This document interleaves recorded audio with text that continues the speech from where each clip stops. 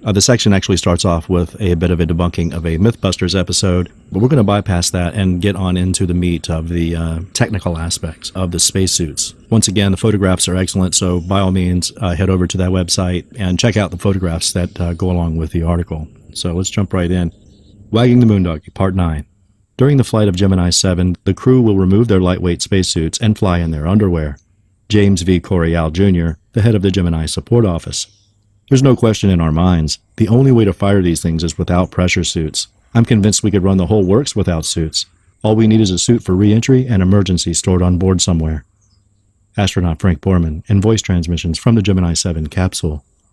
In the early 1960s, as NASA began training astronauts to meet President Kennedy's challenge, it realized that there was one key area of expertise that it knew nothing about. Nobody knew how to build a spacesuit that would enable a human being to survive in the lethal lunar environment. So begins Moon Machines, the spacesuit. As previously noted, Alan Shepard had ridden the first manned Mercury capsule into suborbit just before Kennedy's announcement. The Mercury program, launched in 1959, just after the formation of NASA, was America's first space program. The suits used for that program were, according to both NASA and the talking heads on the Science Channel, redundant. The capsules provided the astronauts with their first line of defense. The suits were only an emergency backup that no one was sure would even work. But now, with Kennedy's commitment to the Apollo program, our astronauts are going to need suits that provided their first and only line of defense. NASA didn't yet have suits that could operate off the ship's life support systems through umbilical cords, such as would be needed to perform spacewalks, and now it needed suits capable of providing fully independent life support. Starting essentially from scratch, NASA was going to have to come up with one of the most technologically advanced spacesuits ever conceived, and was going to have to do it very quickly. 8 companies reportedly submitted proposals to NASA for consideration. Almost all were companies that were known within the aerospace industry. One, however, was known for its work in somewhat different field of endeavor. The International Latex Corporation was best known for the manufacture of Playtex bras and girdles. Improbably enough, though, it would soon be adding Apollo spacesuits to its product line. Wikipedia, it should be noted, contains a much different version of events than what was provided by Moon Machines, including a claim that ILC began designing spacesuits as early as 1955. The version provided by the Science Channel, however, came directly from the people who were involved in the project, and the company's own promotional material hold that, quote, ILC started designing suits in 1961, started making test and prototype suits in 1964, and started delivering suits for use by Apollo astronauts in 1966. In April 1962, NASA awarded the Apollo spacesuit contract to ILC. Hamilton Standard, a company known for manufacturing aircraft propellers, was assigned to oversee the project. ILC quickly put its bra and girdle seamstresses to work cutting and sewing Apollo spacesuits. Meanwhile, Hamilton Standard went to work designing and building the life support packs, known as PLSS units, or portable life support systems. Amazingly enough, the first spacesuits to roll off the line were delivered to NASA for testing in 1963. ILC had designed and built the suits in just over a year. Unfortunately, though, they had a major flaw. Astronauts testing them quickly overheated in the Florida sun, which is roughly 160 degrees Fahrenheit cooler than the surface of the moon. NASA issued an ultimatum to Hamilton Standard: solve the cooling problem and do it immediately, or the contract would be canceled. The solution was to design a water-cooled undergarment. By early 1964, just 2 years after the awarding of the contract, the redesigned suits were being shipped to NASA for testing. NASA, however, was still not impressed with what Hamilton and ILC had come up with. The suits were deemed to be too heavy, extremely difficult to move around in, and intensely uncomfortable to wear, even for short durations. In the fall of 1964, NASA canceled the contracts with both ILC and Hamilton Standard. With just 5 years left to fulfill Kennedy's dream, NASA had no working spacesuits and no contract with anyone to design and build working spacesuits. After briefly experimenting with the so-called hard suits, NASA decided in the spring of 1965 to reopen the bidding on the spacesuit contract. Both Hamilton and ILC again submitted proposals, and again the contract was awarded to the makers of Playtex bras. Hamilton was awarded a separate contract to design and build the life support packs. Just weeks after NASA awarded those contracts, Gemini astronaut Ed White allegedly became the first American to perform a spacewalk, despite the fact that NASA did not yet appear to have a suit that would allow for such a maneuver. Nevertheless, on June 3, 1965, White allegedly performed a successful 22-minute EVA, extravehicular activity in NASA jargon, which was yet another "we can do it too" response to the Soviet Union's first spacewalk. As astronaut Gene Cernan recalled, Leonov's spacewalk on March 18, 1965 shocked a lot of people. It caught us totally unexpected, and we were just barely flying in space in our own little capsules. They weren't even big enough to be called spaceships. Indeed, the United States hadn't yet gotten the first two-man capsule into space. The Mercury program, which had ended nearly 2 years earlier, had only gotten 4 single-occupancy capsules into orbit. NASA's plan had been to attempt a spacewalk on the fourth manned Gemini flight, and it had not yet gotten the first Gemini capsule off the ground. NASA's plan apparently changed rather abruptly, and a few days before the launch of Gemini 4, which was only the second manned Gemini mission, the first having completed just 3 orbits, it was announced that White would be performing an EVA while Jim McDivitt piloted the capsule. According to astronaut Frank Borman, NASA scrambled around kind of hurriedly and, in my estimation, without a great deal of safety factor, had Ed go EVA on Gemini 4. As McDivitt recalled, our EVA was very confidential at the time. We had not announced we were going to do this, and we were all doing all of our training at night, and only a group of maybe 30 or 40 people even knew that we were going to try it. Translated from NASA speak, what that very likely means is that a select group worked covertly with the astronauts to fake the spacewalk footage prior to the launch of Gemini 4. Notably, NASA did not attempt the maneuver again for an entire year, until June 3, 1966, despite the fact that 4 Gemini capsules were launched during the intervening year, and those 4 spent a combined total of 23 days in low Earth orbit. Yet none of those 4 crews, it would appear, had time to practice spacewalking, even though practicing and perfecting EVAs was one of the primary goals of the Gemini program. Not even Frank Borman and Jim Lovell, who spent nearly 2 weeks orbiting Earth in a tiny capsule with virtually nothing to do for the majority of their mission, had time to perform a spacewalk. It was not until Gemini 9 that NASA attempted to duplicate White's alleged performance. But that second spacewalk by Gene Cernan was by all accounts a complete failure that almost cost Cernan his life. Problems began almost immediately, with Cernan's heart rate at times soaring as high as 170. His visor became fogged, leaving him blinded and disoriented. His breathing was labored and he was sweating profusely. Doctors on the ground monitoring the situation feared he would not make it back alive, and he would have to be cut loose. The next 2 EVA attempts by Michael Collins aboard Gemini 10 and Richard Gordon aboard Gemini 11 were failures as well. As 1966 was drawing to a close, 3 astronauts in a row had failed to replicate what Ed White had supposedly easily accomplished over a year earlier. But then, in November 1966, a year and a half after White's alleged spacewalk, none other than Buzz Aldrin performed a wildly successful EVA during the Gemini 12 mission. Aldrin had come through just in time. Gemini 12 was the last Gemini mission. In sum, the Gemini program resulted in 1 faked EVA, 3 failed EVAs, and 1 presumably successful EVA. Even if we give the agency every benefit of the doubt, the record would be 3 failures and only 2 successes. And with that impressive record, we're ready to send our guys off on a series of EVAs of a complexity that remains unmatched to this day. Curiously, the footage of White's alleged spacewalk is characterized by the very same slow-motion photographic technique later employed on the alleged moon missions. The footage released by the Soviets of Leonov's EVA, on the other hand, does not appear to be slowed down. The logical conclusion to draw, of course, is that moving in slow motion in space is more of a matter of culture than science. The final spacesuits sent by ILC to NASA were supposedly composed of 3 layers: the water-cooled undergarment, the pressurized inner suit that featured flexible bellows joints, and a white outer covering made of experimental fabric known as beta cloth. The bra and girdle manufacturer, which I'm guessing must have had a large engineering division, designed and built the entire integrated suit, including the helmet and visor, and the specially designed boots and gloves. The Apollo spacesuits supposedly weighed in at 180 pounds each, including the PLSS backpacks. You would think that with the advanced technology now available, NASA would have been able to streamline the package. To the contrary, the suits now worn aboard the space shuttle weigh in at 310 pounds each, and ILC claims that it takes 3 months and 5,000 man-hours to produce each one. Back in the 1960s, they claimed to be cranking out a minimum of 9 of them for each Apollo flight. One final note on the Magic suits. They were also allegedly designed for what was euphemistically dubbed sanitation management. According to the designers, the suits contained urine bags attached to the astronauts via what were described as condoms.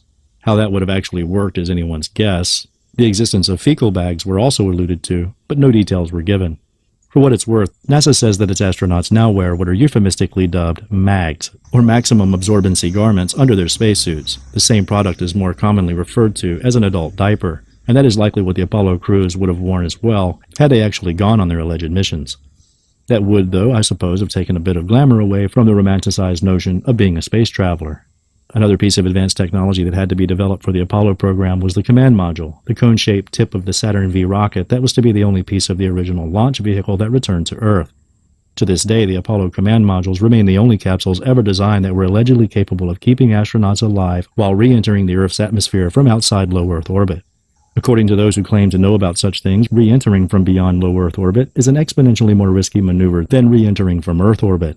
First of all, Apollo capsules were allegedly traveling at 25,000 miles per hour at the time of re-entry as opposed to the 17,000 miles per hour that spacecraft travel in Earth orbit. That additional speed results in a doubling of the already intensely high temperatures experienced during re-entry. In addition, the returning Apollo command modules had to enter Earth's atmosphere at precisely the right angle. If they hit too wide an angle, the spacecraft would essentially bounce off and veer into space. And if they hit it too sharp of an angle, the spaceship and its crew would not survive the impact. The capsule also had to be in the proper orientation, with the bottom, and thus the heat shield, pointing down. Luckily, though, all 9 of the Apollo modules that allegedly returned from the moon hit that narrow window in the proper orientation, despite the fact that the command modules, having jettisoned the attached service modules, had no propulsion or steering capability. The contract to design and build the command modules was assigned to North American Aviation, whose engineers, it's safe to say, had a quite formidable task before them. As noted on moon machines, the combined command and service modules would require a propulsion system, a navigation system, an environmental control system, plentiful supplies of oxygen, water, and food, heat shields capable of handling re-entry temperatures beyond anything before experienced, parachutes capable of performing near-miraculous feats, a human waste disposal system, shaving supplies, hygiene supplies, life preservers, protection from micrometeorites, and, for reasons left unexplained, machetes. What also wasn't explained was why the lunar modules, which would be exposed throughout the flight to the moon, didn't need that very same protection from micrometeorites. By the end of 1966, naturally enough, North American already had a prototype command module ready for NASA to put through the pre-flight test regimen. As designed, the command module featured living space measuring roughly 6 feet by 6 feet by 6 feet. On January 27, 1967, Gus Grissom, Roger Chaffee, and Ed White squeezed into that confined space for what was dubbed a plugs-out test, to verify that the ship was capable of running under its own power. There was another test scheduled that day as well, a pressurization test of the cabin. Allegedly to save time, NASA opted to conduct both tests simultaneously, so once astronauts were in place, the cabin was filled with 16 psi of pure oxygen. With the inward opening hatch sealed by the interior cabin pressure, the astronauts never had a chance to survive the, quote, test. All it took was a spark, allegedly from some faulty wiring, to turn the capsule into a crematorium. In a pressurized oxygen environment, even aluminum will ignite. The crew reportedly were dead within 30 seconds of the onset of the fire. It took rescuers 5 minutes to pry the hatch open. Weighing in with perhaps the most appalling quote to make it into these articles, George Jeffs, the chief engineer of the command and service modules, had this to say, quote, "From a technical point of view, I think the fire had a very beneficial effect on the program. It enabled the program to stop and review exactly where we stood on every element of the system and to fix every problem that we saw in the system. Of course, roughly the same effect would have been achieved by burning up the module while the astronauts were not in it, but there's no need to quibble over minor details, I suppose." It took 18 months to redesign the command module. Over 100 design changes were made to correct the various shortcomings. This redesign process was undoubtedly made more difficult by the fact that no paper records had been kept of what had been installed in the module. As we've already seen, the Apollo program didn't place a high priority on record keeping. One bit of technology that had to be developed for the command modules, presumably for the lunar modules as well, was what Moon Machines described as, quote, "an environmental control system designed to cope with the most extreme environment ever encountered by humans." Cliff Hess was an environmental systems test engineer with NASA during the Apollo days, and he described the challenge they faced as follows, quote, "You can go from 250 degrees Fahrenheit down to minus 250 degrees Fahrenheit, and it can happen just as you cross the line of a shadow. So you can instantaneously go from one extreme to the other and have like a 500-degree Fahrenheit change." Apollo 8 astronaut Frank Borman described his alleged flight to and from the moon in precisely the same terms. Quote, "You'd be 250 degree plus on the sunny side, and once the spaceship rotated and you were in the shade, then you were minus 250. This is yet another example of a claim that I previously made that was ridiculed by the debunker brigade as being ill-informed.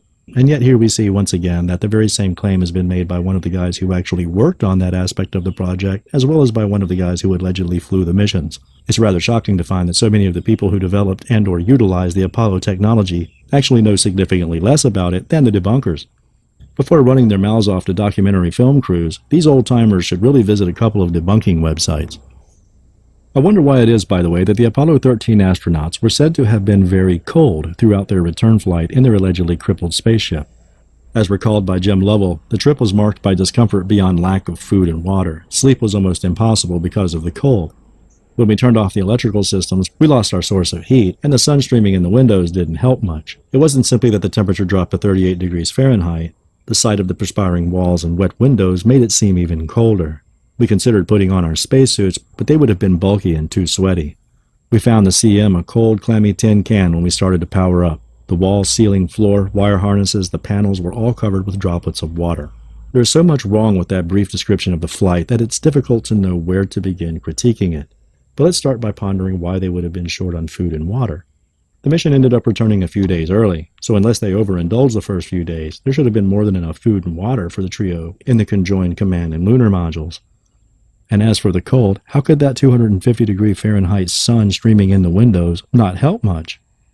As for the water droplets covering the interior of the command and lunar modules, wouldn't many of those droplets have been airborne if they were in a zero-gravity environment? Wouldn't the inside of the module have looked something like a snow globe? And as for opting not to don the spacesuits, that's just laughably absurd.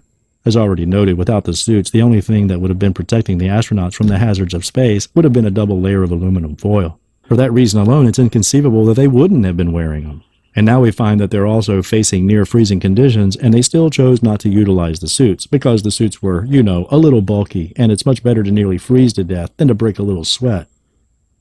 Anyway, returning more or less to where we left off, Apollo 7, equipped with the redesigned command module, became the first manned Apollo flight to triumphantly lift off from Cape Kennedy on October 11, 1968. 3 previous flights had gone up unmanned. This one wasn't quite a real Apollo launch, however, since it was powered by the smaller Saturn 1B rocket. No one had yet ridden the Saturn V rocket off the launch pad, and there's just 1 year to go to meet Kennedy's goal of landing men on the moon. Apollo 7 was the first of a series of Apollo launches that came in an incredibly rapid succession. Just 71 days after Apollo 7 took flight, Apollo 8 lifted off. Apollo 9 followed just 72 days later, followed by Apollo 10 76 days after that. A mere 59 days later, Apollo 11 took flight. In just 9 months, NASA assembled and launched 5 incredibly complex, multi-staged rockets, and ILC provided at least 45 spacesuits. 3 of those ships allegedly flew all the way to the moon. Apollo 8 would be the first to allegedly do so. Hello everyone, welcome back. Today we'll be getting into part 10 of Wagging the Moondoggie by David McGowan. Let's jump right in. The mission of Apollo 8, quite apart from its significant scientific meaning, stimulated an immense rejuvenation of the spirit of mankind, and that spirit needed rejuvenation. A year featured by 2 grim assassinations, Martin Luther King and Robert Kennedy, by riots, by racial and social strife, and a baffling attempt to end the war left men with a dull sense of frustration. Then, at the end of such a year, came the Apollo 8, an incredible adventure. Dr. Norman Vincent Peale, 33rd degree Scottish Rite Freemason. Apollo 8 was the last Apollo flight to leave the ground during the Johnson administration. A decade before the launch, LBJ had laid out America's goals and the space race, and none of them had much to do with sending men to the moon. Quote, "Control of space means control of the world. From space, the Masters of Infinity would have the power to control Earth's weather, to cause drought and flood, to change the tides and raise the levels of the sea, to divert the Gulf Stream and change climates." I thought it was global warming that was supposed to be causing most of that, but I guess that's a bit off topic. To anyone paying close attention in the 1960s, the ridiculously improbable flight of Apollo 8 should have sent a clear signal that the Apollo moon missions were going to be seriously lacking in credibility. Launched on the winter solstice of 1968, Apollo 8 was only the 3rd launch of a Saturn V rocket, and the first to carry a crew. The first 2 Saturn V launches, Apollo 4 and Apollo 6, were what NASA referred to as all-up tests of the 3-stage launch vehicle. Those tests didn't go so well. The team of rocket scientists who had developed the F-1 and J-2 rocket engines that powered the flights, most of whom were former Nazis, were courted through Project Paperclip and relocated to White Sands and then to Marshall Space Flight Center in Huntsville, Alabama. One of the best sources of information on this is Linda Hunt's Secret Agenda, St. Martin's Press, 1991. See also Tom Bauer's The Paperclip Conspiracy by Little and Brown, 1987. This team of scientists had assumed that each stage of the craft would be tested separately. They were reportedly horrified to find that NASA was bypassing such tests and proceeding directly to an all-up test of Apollo 4, but probably not nearly as horrified as the American people would have been if they had known the truth about the past lives of NASA's rocket scientists. And there's a photo of the team here. Nevertheless, the launch of Apollo 4, the very first Saturn V launch, was allegedly a smashing success. That claim seems rather dubious, however, given that the next all-up test of Apollo 6 was marked by multiple malfunctions. The first stage burn had serious vibration problems, and 2 of the second stage's 5 engines cut out, throwing the ship seriously off course. According to Moon Machines, NASA was undeterred by the serious problems encountered during the flight of Apollo 6. Quote, despite the near loss of Apollo 6, NASA was pushing ahead with Apollo 8, the third flight of the Saturn V, and the first to carry a crew. NASA was so confident, in fact, that they decided to throw caution to the wind and swing for the fence with Apollo 8. Quote, the third flight of the Saturn V would carry astronauts not to orbit the Earth, as everyone had expected, but to orbit the Moon. Had the Apollo program been a real space exploration endeavor, the first manned flight of the Saturn V would obviously have gone no further than low Earth orbit, as had been planned. This would have likely been followed by an unmanned flight to the Moon, and then possibly a flight piloted by a dog or some other such mammalian life form. But taking logical, methodical steps toward achieving goals in space was for the guys over in Russia. America was going to take the John Wayne approach. Without taking any of the preliminary steps, and with a launch vehicle that had failed on its last outing, and without knowing if the ship itself could make the journey there and back, America was going to send men all the way to the Moon. Not to worry, though, NASA was confident that all the problems with Apollo 6 had been diagnosed and fixed, and in record time. Despite the fact that the failed stages of the aircraft weren't available for inspection, NASA's crack team were able to expertly pinpoint and correct all of the deficiencies so thoroughly that the new and improved Saturn V rocket didn't even need a test flight to see if it was going to be working correctly. Indeed, it was ready to go all the way to the Moon.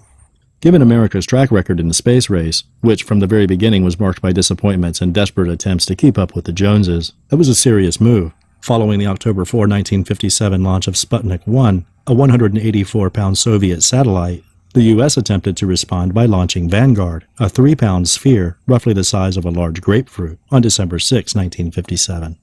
With the nation nervously looking on, Vanguard rose approximately 5 feet from the launch pad before blowing up in a blaze of glory. The U.S. had better luck on January 31, 1958, when it officially entered the space race with the successful launch of Explorer 1, a 31-pound satellite. The Soviets, meanwhile, had already successfully launched Sputnik 3, a nearly 3,000-pound satellite described in Time Life's To the Moon as an orbiting space laboratory. America clearly had some catching up to do.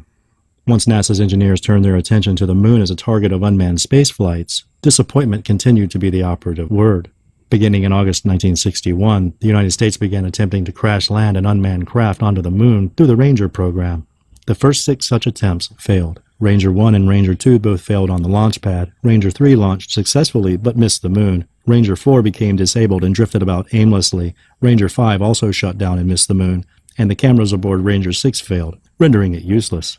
Finally, on July 31, 1964, nearly 3 full years after the first launch, Ranger 7 successfully impacted and photographed the Moon.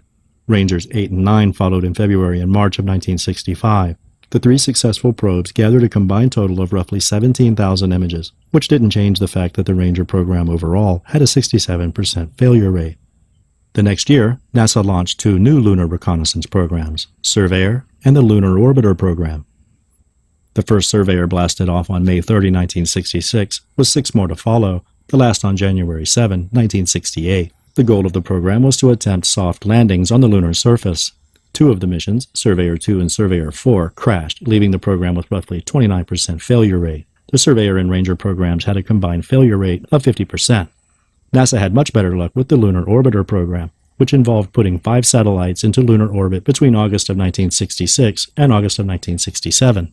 Each of the 5 orbited the Moon, capturing high-resolution images for an average of 10 days each. In addition to mapping the lunar surface, the orbiters also sent back the first images of Earth from space and the first photos of the Earth rising over the lunar horizon.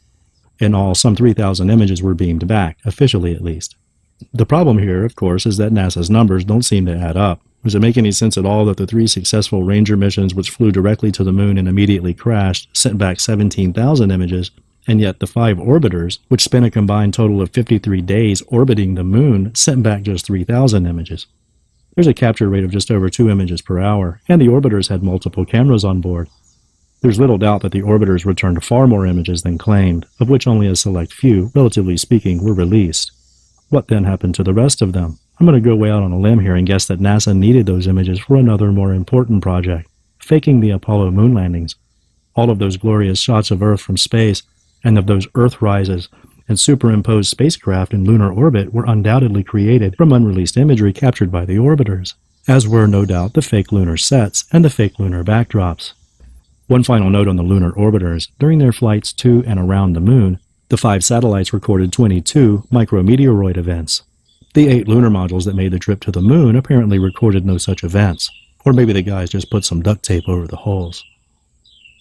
Meanwhile, NASA's manned space programs were having trouble as well. In the beginning, of course, there were the Mercury 7, the nation's first space-age celebrities. Immortalized in the movie The Right Stuff, the first 7 astronauts were handpicked from among hundreds of the nation's finest fighter pilots. 6 of those 7, Alan Shepard, Gus Grissom, John Glenn, Scott Carpenter, Wally Schirra, and Gordo Cooper, would become the first Americans in space. But for most of them, it would not be an entirely smooth ride.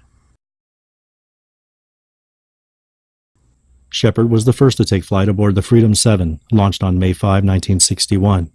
His was an uneventful 15-minute suborbital flight. Grissom followed on July 21, 1961, in the Liberty Bell 7, and things didn't go so well for him. As with Shepard, his was just a suborbital flight, but it nearly cost him his life. Immediately after splashing down, the hatch blew on his capsule and it began taking on water. Grissom got free, but his suit, which was supposed to serve as a flotation device, also began taking on water, pulling him under. Grissom's plight did not improve with the arrival of a rescue helicopter, which concentrated exclusively on trying to save the capsule, ignoring the struggling Grissom, who now also had to contend with the helicopter's rotor wash. Grissom was pulled to safety only when a second rescue helicopter arrived. The capsule sunk to the bottom of the sea, 3 miles below. Glenn was up next. He was slated to be the first American in orbit. Riding aboard the Friendship 7, launched on February 20, 1962, Glenn did make it into orbit, but NASA was not at all sure how they were going to be able to get him back. The launch had been delayed for a month as NASA worked out various problems, but there was still a serious glitch. During Glenn's second orbit, technicians on the ground determined that the heat shield, essential for re-entry, had come loose. Glenn's capsule was seriously damaged during re-entry, but he survived unharmed and became an instant national hero. Next up was Carpenter, who orbited the Earth 3 times aboard the Aurora 7 on May 24, 1962. Running low on fuel, Carpenter barely made re-entry, and the wrong angle of re-entry caused him to splash some 250 miles off course and out of radio contact. It took rescue crews 3 hours to find him floating in the Atlantic. Some on the ground blamed Carpenter for the mishap, claiming that he had wasted fuel by acting like a tourist trying to see all the sights. Schirra was up to bat next, and he blasted off on October 3, 1962, aboard the Sigma 7, completing 6 orbits in just over 9 hours. His was the first flight since Shepard's, and the first orbital flight to be free of any significant malfunctions. The final Mercury flight was helmed by Cooper, who lifted off on May 15, 1963, inside the Faith 7 capsule. Cooper completed 22 orbits and was the first American to sleep in space. Problems arose in the final hours, however, when the capsule's automatic controls failed and Cooper had to execute the first fully manual re-entry. It would be nearly 2 years before the next Americans followed Cooper into space. Overall, the Mercury program was largely a success in the sense that everyone made it back alive and well, but America had a very long way to go to get men to the moon. Next up was the Gemini program, featuring a larger 2-man capsule, Gemini, which ran from March 1965 to November of 1966, had very specific goals: testing man's ability to survive in space for up to 2 weeks, testing rendezvous and docking procedures, performing EVAs or spacewalks, and making orbital adjustments. All of these were to be practiced until they became almost second nature. The Gemini capsules were launched into orbit with Titan rockets, which proved to be a bit unstable at first. The first launch attempts blew up on the pad. Eventually, NASA successfully launched 2 that didn't blow up, and those were christened Gemini 1 and Gemini 2. Those were followed by 10 manned Gemini flights, beginning with the Gemini 3, launched on March 23, 1965, and concluding with Gemini 12, which took flight on November 11, 1966. The flight of the Gemini 3 was a short one, completing 3 orbits in just under 5 hours. Due to an equipment malfunction, pilots Gus Grissom and John Young had to manually control their re-entry and splash down some 60 miles off target. Other than that, the first manned Gemini mission was successful. Gemini 4, launched on June 3, 1965, remained in orbit for just over 4 days and featured the alleged spacewalk by Ed White, NASA's photos of which are, needless to say, spectacular. And once again, these photos are great. After a successful liftoff on August 21, 1965, Gemini 5 remained in low Earth orbit for nearly 8 days, completing 120 orbits. The flight was largely successful, though a malfunctioning fuel cell and faulty thrusters did cause some problems for the crew. Upon their return, it should be noted that Gemini 5's pilots, Gordo Cooper and Pete Conrad, looked tired, haggard, and unshaven, with their hair greasy and matted. In other words, they looked exactly as you would expect guys who had just spent a week in a cramped spaceship with no means of attending to basic matters of hygiene. Below, left to right, are photos of Conrad after returning from his 8-day mission, Lovell after returning from a 4-day mission aboard Gemini 12, and Lovell again toward the end of his 14-day flight on Gemini 7.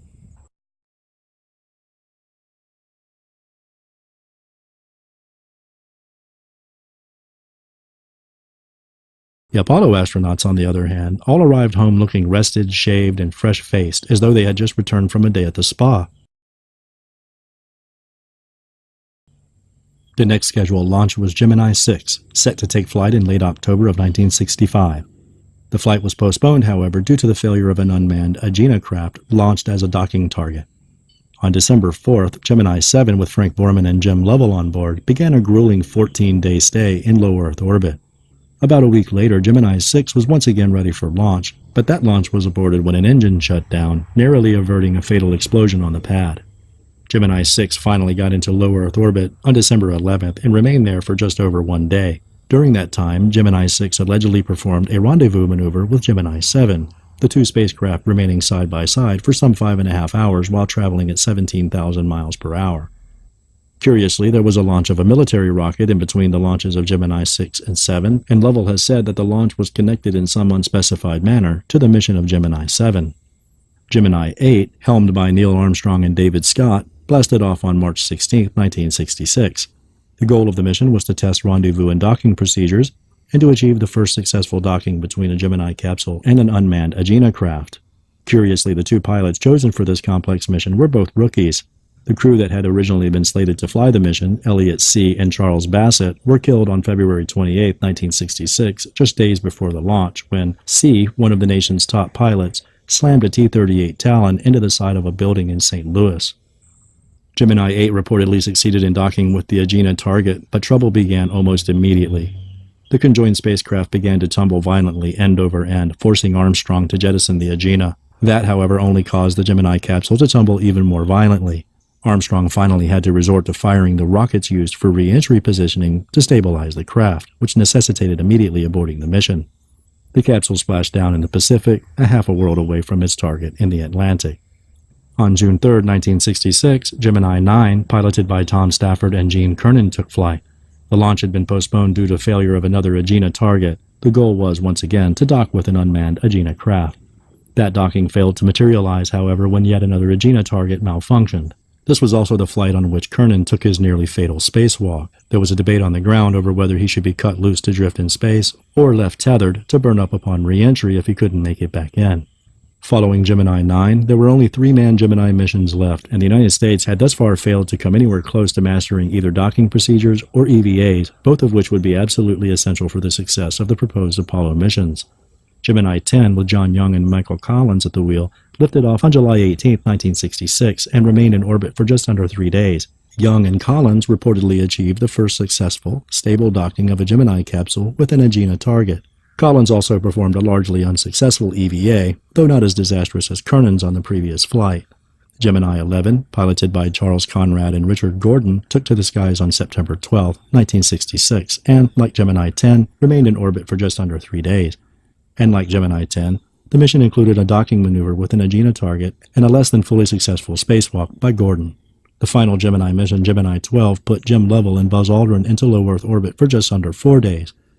Aldrin completed the first successful spacewalk, and the two pilots once again practiced docking with an Agena target. NASA had come a long way since shooting Alan Shepard out of a cannon in May of 1961, but the moon still seemed like a far-off goal. The progression from Mercury to Gemini from a single-occupancy capsule to a somewhat more sophisticated double-occupancy capsule, requiring a somewhat larger launch vehicle, was a natural one. NASA's next step, however, was going to be more of a quantum leap.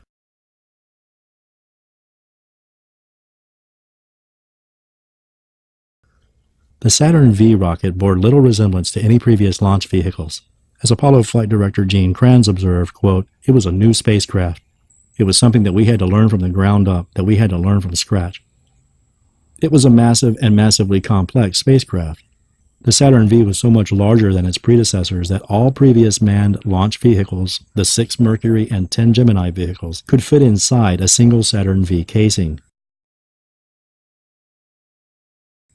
A fully assembled launch-ready Saturn V stood 363 feet tall and weighed in at roughly 6 million pounds. 90% of which was fuel weight. Depending on who's telling the story, it contained either 6 million or 9 million parts. There were 3 disposable launch stages, atop which sat the lunar service and command modules, which was then capped off with a launch escape system that was jettisoned shortly after liftoff. The 138-foot-tall first stage featured 5 massive F-1 rocket engines, each of which consumed 3 tons of fuel per second. They were fed by a 331,000-gallon tank of liquid oxygen and a 203,000-gallon tank of refined kerosene, all of which was consumed in just 2.5 minutes, generating some 7.5 million pounds of thrust, or 160 million horsepower. After that first stage fell away, at an altitude of approximately 35 miles, the 82-foot-long second stage, powered by 5 J-2 rocket engines, took over. The J-2s burned a combination of liquid oxygen and liquid hydrogen, propelling the ship to an altitude of 115 miles. After the second stage dropped away, the 61-foot-long third stage, powered by a single J-2 engine, took over, putting the spacecraft into low Earth orbit. As Time Life noted, the third stage, quote, will not be jettisoned at this time. Instead, 3 hours later, it will be restarted to fire the Apollo toward the Moon. At 10,350 miles from Earth, the command module, powered by its service module, will separate from the third stage, make a half-circle turn back toward the third stage as the lunar module's shroud of the third stage opens. The command module will dock with the lunar module, which is to ferry the astronauts between the command module and the Moon, then back it free of the third stage. After completing another half-circle turn, the 2 modules, nose to nose, will head toward the Moon.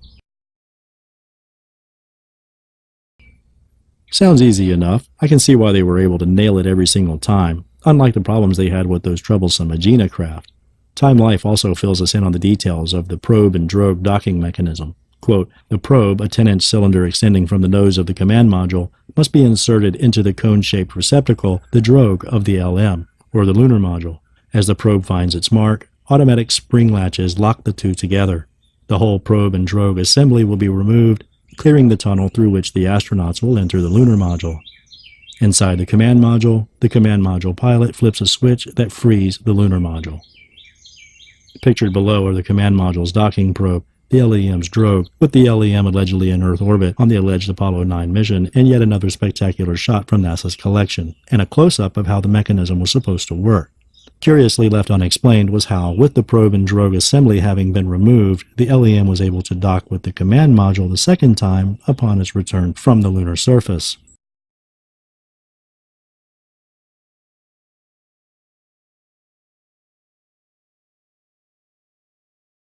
I'm sure, though, that the folks over at the Bout Forum will be able to explain it. Maybe they can also explain why it is that the space shuttle never went to the Moon. I was thinking about that the other day as I was reading another heaping pile of debunker blather about how once you're into low Earth orbit, 90% of the work of getting to the Moon is already done. Debunkers, you see, claim that comparing the distance astronauts travel in space today, which is 200 miles, with the distance they traveled back in the magical 1960s, which was 234,000 miles, is entirely unfair because it is, as anybody knows, during the first 200 miles, all that heavy lifting is done. Once you're in low Earth orbit, it's a fairly easy matter to briefly fire the engines and slingshot out of orbit and set a course for the Moon. And getting back is just as easy. Just slingshot around the Moon and cruise on back to Earth. It hardly even requires any fuel. It's just a matter of, falling through the void of space. If that is the case, however, then how come none of the space shuttles during the more than a quarter century of that program has ever done a flyby of the Moon? The Apollo 13 crew allegedly made the flight in a lunar module composed of popsicle sticks and Scotch tape. Yet the obviously vastly more sophisticated space shuttle can't make it there and back? Really? Why couldn't it, on any one of its missions, just have used the old slingshot approach to get to the Moon and back? And please, let's not trot out the old "there was no reason to do that as there was nothing to gain" excuse. The space shuttle is far better shielded than the Apollo craft were. It carries plenty of fuel and plenty of provisions to last for the duration of the trip. Indeed, today's astronauts should be able to travel to the Moon and back in relative comfort. So why has it never been done? Apollo 8 did it all the way back in 1968, which I started to talk about at the top of this post before getting hopelessly sidetracked. More on that next time.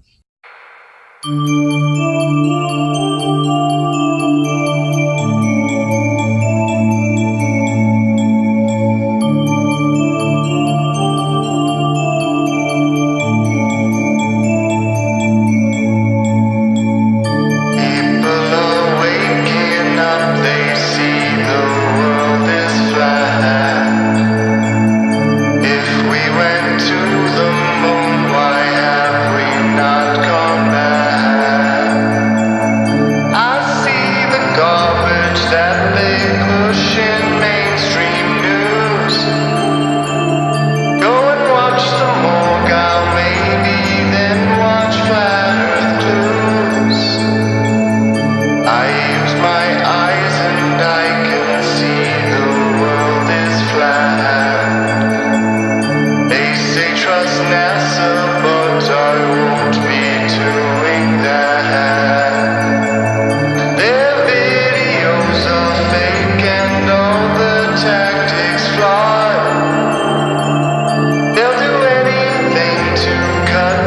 ties we have with God.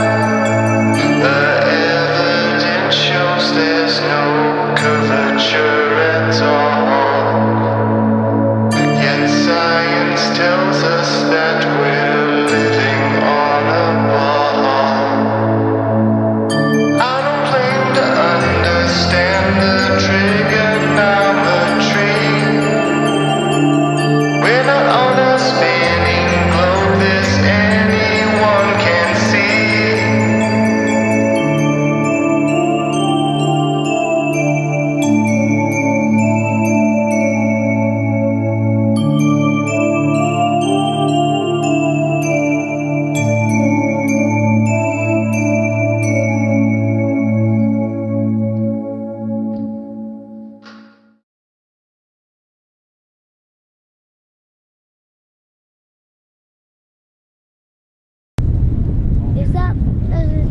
Is that a plane or is it the rocket?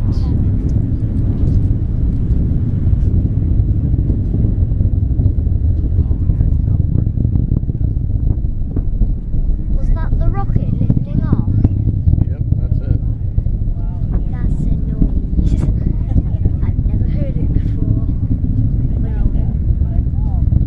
It's drifting. That's bad. It's doing good so far. Is it? Is that what always happens? Does it always go like that? Yep. It looks bad to me. It's in space. Or is it? Is that it? Yep, I think that's it. Right in the middle. Oh no, it's going down!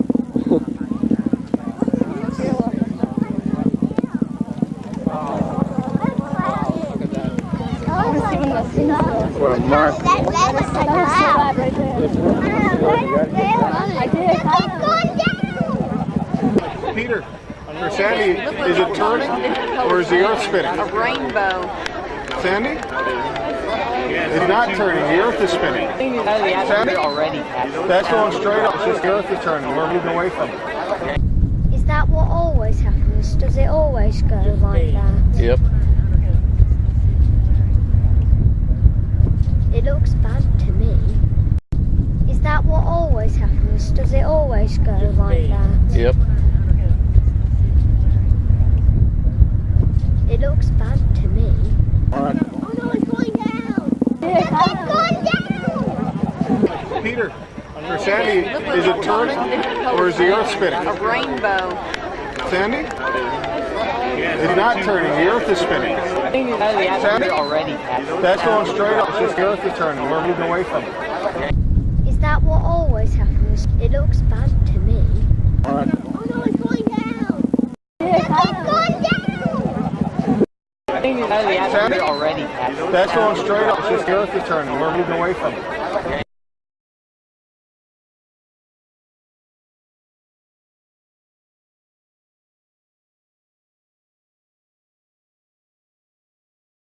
Today we're going to continue with Wagging the Moondoggie, Part 11. We're working our way through. We only have a few more parts after this, so jump over to centerforuninformedamerica.com, hit the Features tab, and jump down to Moondoggie. By all means, avail yourself of the imagery, which really make the articles that much more interesting. Let's jump right in. To see the Earth as it truly is, small and blue and beautiful in that eternal silence where it floats, is to see ourselves as riders on the Earth together, brothers on that bright loveliness in the eternal cold, brothers who know now that they are truly brothers. Archibald MacLeish, Skull and Bonesman, and uncle of actor Bruce Dern, reflecting on the alleged flight of Apollo 8. In the first of this series of posts, I mentioned that the Apollo story was connected to the Laurel Canyon story by way of a facility known as Lookout Mountain Laboratory, the intelligence community's top-secret, state-of-the-art film studio nestled high in the Hollywood Hills. As it turns out, there's another interesting connection as well.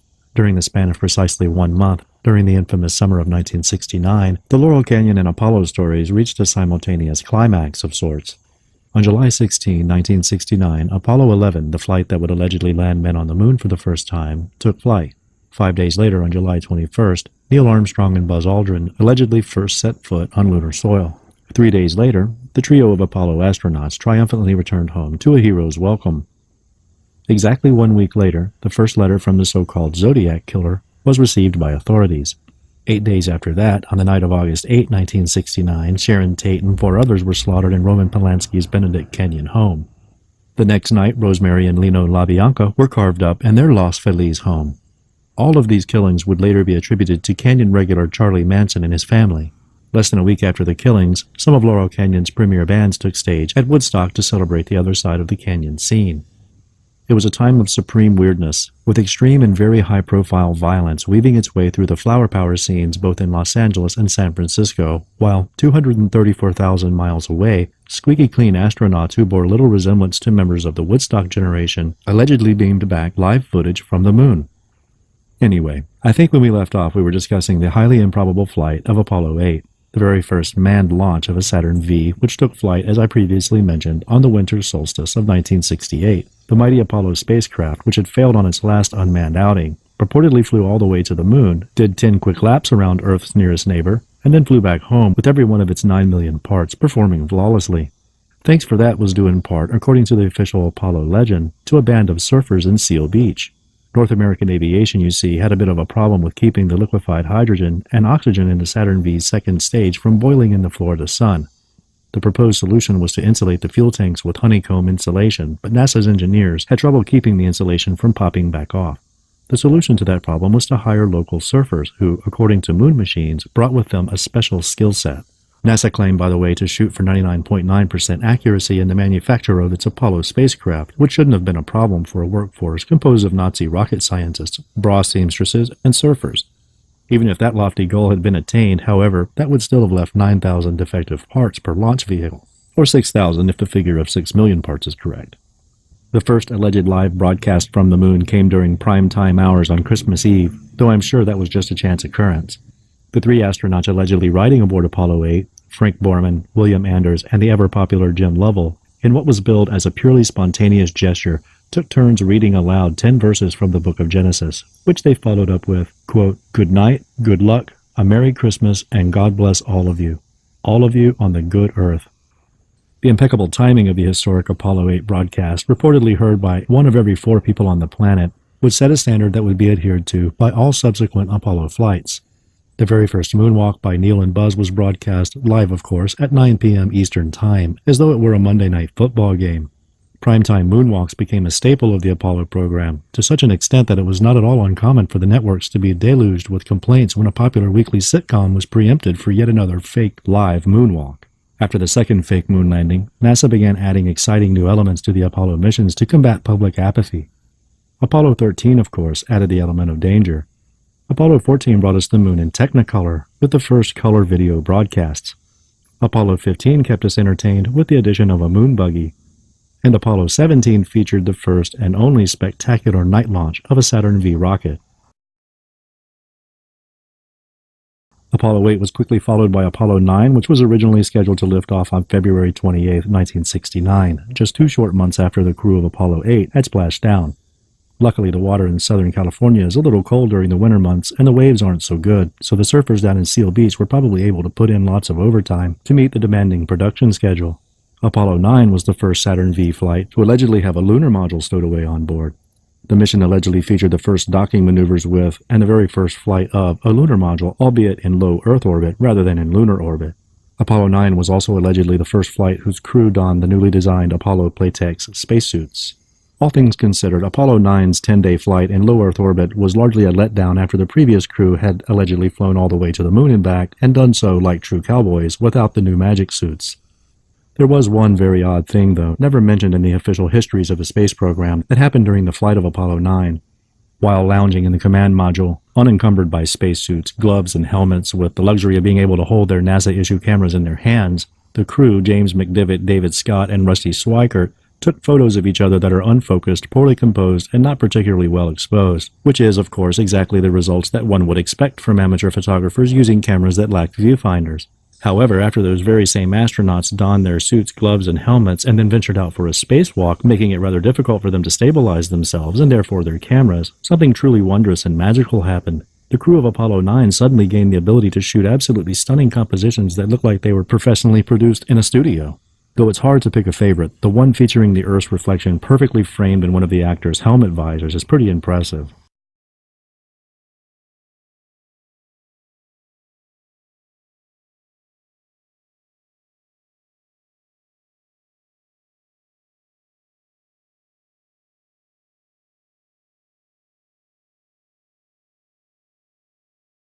All of the astronauts on the future Apollo missions, of course, proved themselves to be exceptional photographers as well, but only when operating under the most difficult of conditions.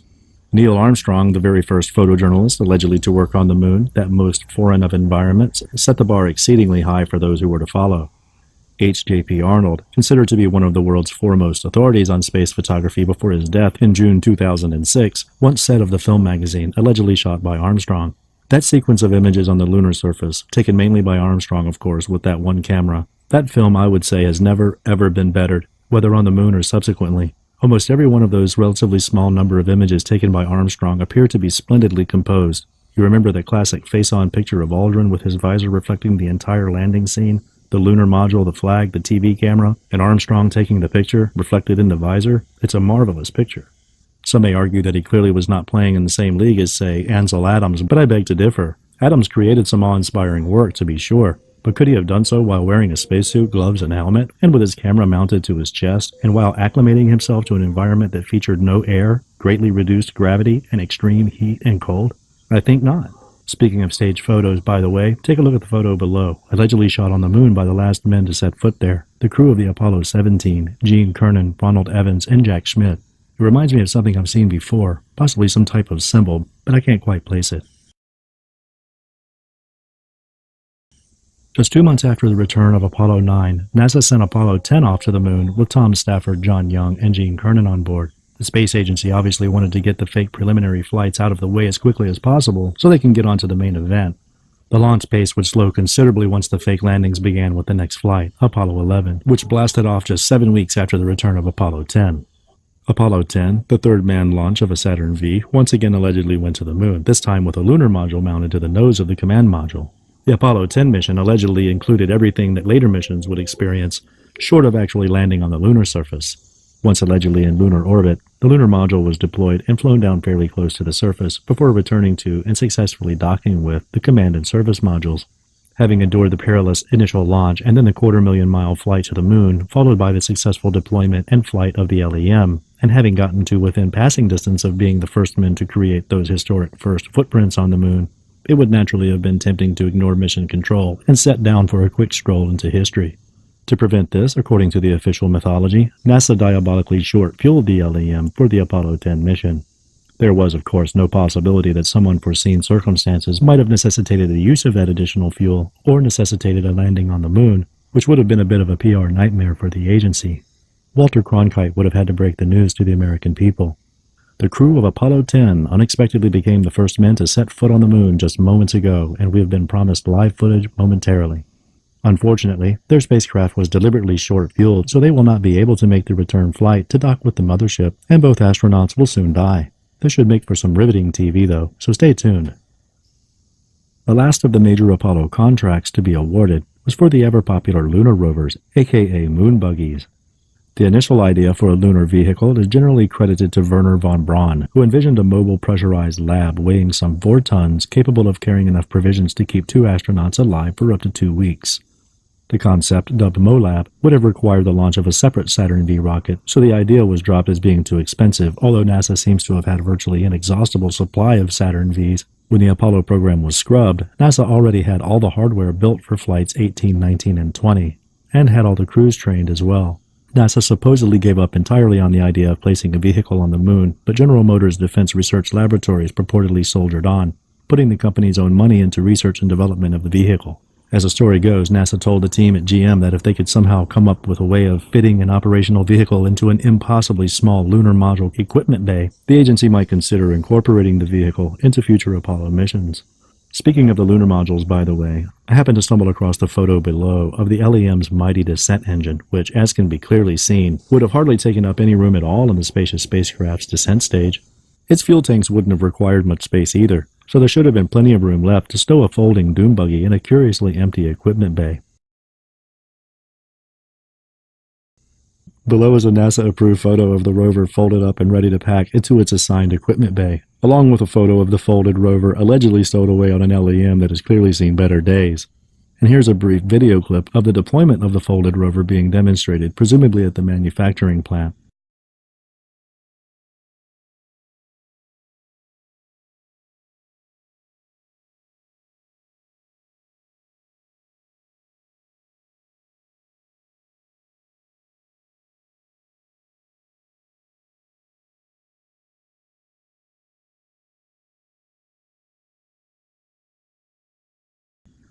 As can be clearly seen, particularly in the video clip, the rover, as initially deployed, was far from complete. It seems to be missing such things as a floor pan, seats, cameras, antennae, battery packs, various other components, which raises a few questions, such as, where were all the other rover parts stored?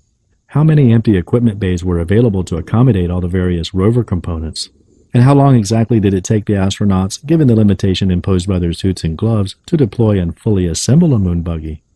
GM's crafty R&D team, led by project manager Sam Romano and chief engineer Ferenc Pavlitz, supposedly came up with the innovative folding rover concept in less than a month, and in July of 1969, as Armstrong and Aldrin were allegedly taking man's first steps on the moon, GM was awarded the contract to design and build the rovers. GM quickly teamed with Boeing and got to work, with two significant challenges to overcome. The first rover must fit into the assigned bay, and the total weight was to be kept at a maximum of 400 pounds. Also, the team had to move from concept drawing to mission-ready rover in just 17 months. As with all other aspects of the Apollo program, those lofty goals proved surprisingly easy to achieve. By early 1971, GM and Boeing had already delivered their first mission-ready rover to NASA for final testing and approval. On July 31, 1971, just 2 years after the contract had been awarded, what remains to this day the only manned vehicle to allegedly land on an extraterrestrial body began kicking up moon dust. The finished product looked not unlike an Earth-based dune buggy, albeit with the unique ability to neatly fold away. The vehicle featured simultaneous front and rear steering and steel mesh tires mounted on wheels that were each driven by their own separate motors. Power was supposedly provided by an array of batteries mounted on the front end of the rover. Since no one really knew what kind of vehicle would be required to drive on the moon, early conceptual rovers ran the gamut from vehicles with massively oversized wheels to those propelled by tank-like tracks, to Archimedean screws that would be able to burrow through the lunar dust like mechanical moles. Luckily, through extensive research and development, the Apollo team was able to deduce exactly which design components would allow the rovers to operate with maximum efficiency on the lunar terrain.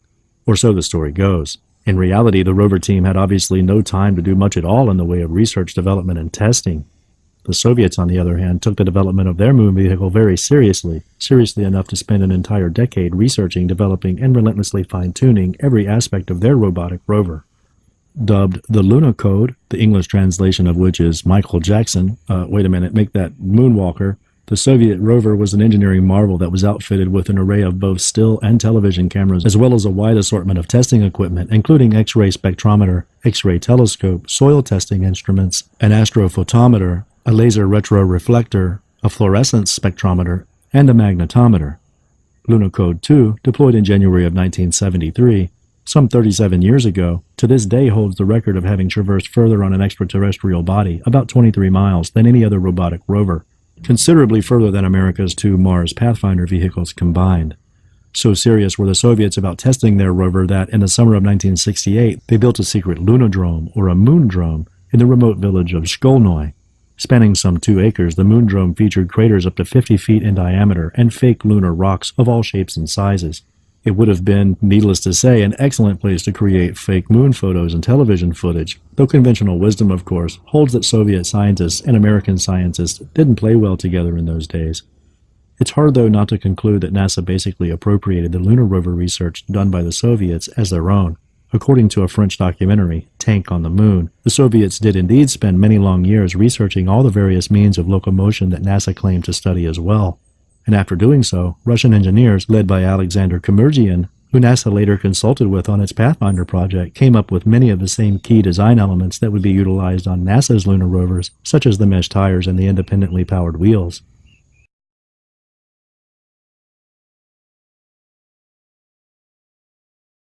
The Lunokhod vehicles had 8 wheels, each with its own independent motor, suspension, and brake. The rovers were driven by a 5-man team here on planet Earth, using panoramic images beamed back in real time to guide the robotic vehicles. The design team had developed a special lubricant that would perform in a vacuum, and they had enclosed each wheel motor in a pressurized housing. The vehicle's batteries recharged via a collection of solar cells on the inside of the craft's lid, which was kept open during the lunar day. During the frigid lunar night, the rover hibernated, kept warm by an internal radioactive heat source. Lunokhod 1 sat down on the moon on November 17, 1970, just a few months before NASA took possession of the first mission-ready lunar rover. When that first rover allegedly arrived on the moon 8 months later, in July of 1971, Lunokhod 1 was still traversing the lunar landscape.